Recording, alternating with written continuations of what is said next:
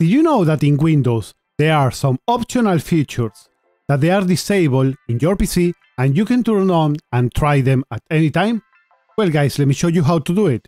Go into your desktop and you want to press the Windows and the R key to open the run command. Inside of there you want to type what you see right here, optional features, and click into OK. When the small window pops up, you can see all the different optional features or Windows features that you have in your PC that are enabled, like for example the media features, or disabled. And right here you can select and look what they do and choose if you want to try them out.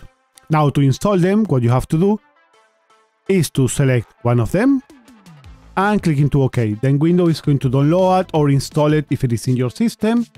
And if you want to disinstall any one of them, as well, you want to uncheck the mark and click into OK. Now, sometimes you are going to need to restart your PC to the changes to make effect. And that is it, guys. If you enjoy content like this, don't forget to check out all of the videos that I have on guides for Windows 11 and different software or tech reviews that I do in this channel. Thanks for watching, my friends, and like always, see you guys on the next time. Bye bye.